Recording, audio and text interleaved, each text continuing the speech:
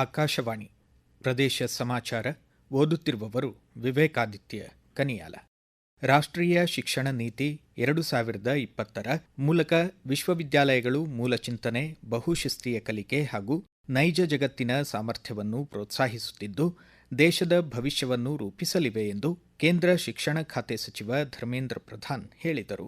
ಬೆಂಗಳೂರು ಚಾಣಕ್ಯ ವಿಶ್ವವಿದ್ಯಾಲಯದ ಡಾ ಕೆ. ಕಸ್ತೂರಿ ರಂಗನ್ ಸಭಾಂಗಣ ಸ್ಯಾಟಲೈಟ್ ಗ್ರೌಂಡ್ ಸ್ಟೇಷನ್ ಅನ್ನು ಇಸ್ರೋದ ಮಾಜಿ ಅಧ್ಯಕ್ಷ ಹಾಗೂ ವಿಶ್ವವಿದ್ಯಾಲಯದ ಕುಲಾಧಿಪತಿ ಡಾ ಎಸ್. ಸೋಮನಾಥ್ ಅವರ ಸಮ್ಮುಖದಲ್ಲಿ ಉದ್ಘಾಟಿಸಿ ಮಾತನಾಡಿದರು. ವಿಶ್ವವಿದ್ಯಾಲಯಗಳು ಕೇವಲ ಬೋಧನಾ ಕೇಂದ್ರಗಳಲ್ಲ, ಅವು ರಾಷ್ಟ್ರದ ಏಳಿಗೆಯ ಉದ್ದೇಶದೊಂದಿಗೆ ಮಾನವ ಕೌಶಲ ಸಾಮರ್ಥ್ಯವನ್ನು ಹೆಚ್ಚಿಸುವ ಹಾಗೂ ಯುವ ಮನಸ್ಸುಗಳನ್ನು ಜ್ಞಾನ ಮತ್ತು ಚಾರಿತ್ರ್ಯದೊಂದಿಗೆ ಮುನ್ನಡೆಸುವ ಕೇಂದ್ರಗಳು ಎಂದು ಸಚಿವ ಧರ್ಮೇಂದ್ರ ಪ್ರಧಾನ್ ಹೇಳಿದರು.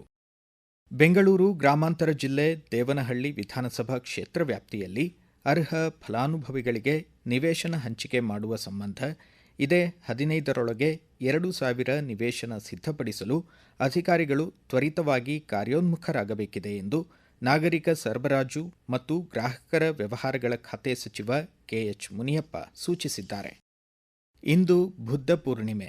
ನಾಡಿನ ಜನತೆಗೆ ಮುಖ್ಯಮಂತ್ರಿ ಸಿದ್ದರಾಮಯ್ಯ, ಉಪಮುಖ್ಯಮಂತ್ರಿ ಡಿಕೆ ಶಿವಕುಮಾರ್ ಸೇರಿದಂತೆ ಗಣ್ಯರು ಶುಭಾಶಯಗಳನ್ನು ಕೋರಿದ್ದಾರೆ.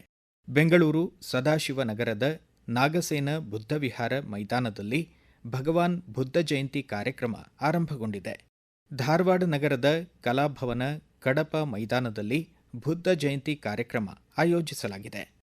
ಬುದ್ಧ ಪೂರ್ಣಿಮೆಯ ಹಿನ್ನೆಲೆ ಧಾರವಾಡ ನಗರದ ಬುದ್ಧಿಸ್ಟ್ ಪಾಲಿ ಎಜುಕೇಷನ್ ರಿಸರ್ಚ್ ಟ್ರಸ್ಟ್ ಅಧ್ಯಕ್ಷ ಪಬ್ಬಜ್ಜೋ ರವಿತಿಪಾಲಿ ವಿಜ್ಜಾ ಮುನಿಯೋ ಪ್ರದೇಶ ಸಮಾಚಾರಕ್ಕಾಗಿ ಬುದ್ಧ ಜಯಂತಿಯ ಸಂದೇಶ ನೀಡಿದ್ದಾರೆ.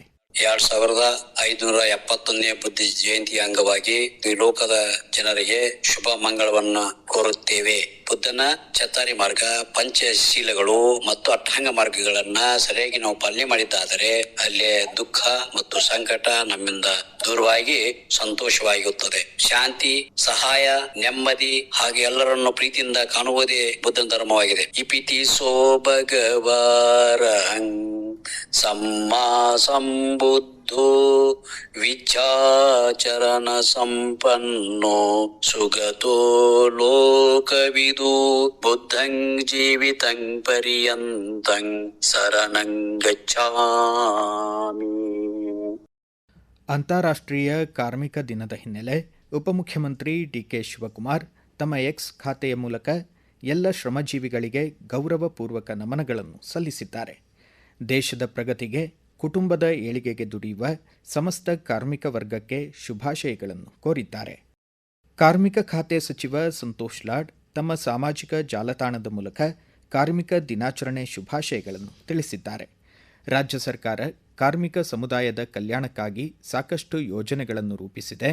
ಶ್ರಮಿಕರ ಅಭ್ಯುದಯವೇ ಸರ್ಕಾರದ ಧ್ಯೇಯ ಎಂದಿದ್ದಾರೆ.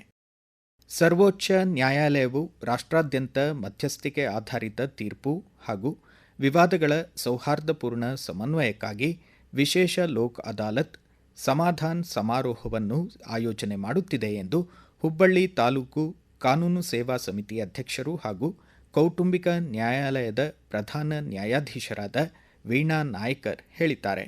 ಸರ್ವೋಚ್ಚ ನ್ಯಾಯಾಲಯದಲ್ಲಿ ಧಾರವಾಡ ಜಿಲ್ಲೆಯ 188 ಪ್ರಕರಣಗಳು ಬಾಕಿ ಇದ್ದು, ಆಗಸ್ಟ್ 21, 22 ಹಾಗೂ 23ರಂದು ಸಮಾಧಾನ್ ಸಮಾರೋಹ ವಿಶೇಷ ಲೋಕ್ ಅದಾಲತ್ ನಡೆಸಲಾಗುವುದು ಎಂದು ಅವರು ತಿಳಿಸಿದ್ದಾರೆ.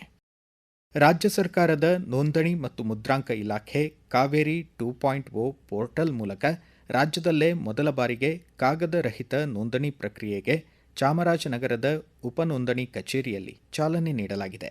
ನೋಂದಣಿ ಮತ್ತು ಮುದ್ರಾಂಕ ಇಲಾಖೆ ಮಹಾಪರಿವೀಕ್ಷಕರು ಮತ್ತು ಮುದ್ರಾಂಕಗಳ ಆಯುಕ್ತರಾದ ಎಂಪಿ ಮುಲೈ ಮುಹಿಲನ್ ಕಾಗದರಹಿತ ನೋಂದಣಿ ಪ್ರಕ್ರಿಯೆಗೆ ಕಂಪ್ಯೂಟರ್ ಬಟನ್ ಒತ್ತುವ ಮೂಲಕ ಚಾಲನೆ ನೀಡಿದರು. ಈ ಸಂದರ್ಭ ಮಾತನಾಡಿದ ಅವರು, ನೂತನ ಕಾಗದರಹಿತ ನೋಂದಣಿ ವ್ಯವಸ್ಥೆಯು ನಾಗರಿಕ ಕೇಂದ್ರಿತ, ಪಾರದರ್ಶಕ ಹಾಗೂ ಪರಿಣಾಮಕಾರಿ ನೋಂದಣಿ ಸೇವೆಗಳನ್ನು ಒದಗಿಸುವಲ್ಲಿ ಮಹತ್ವದ ಮೈಲಿಗಲ್ಲಾಗಿದೆ.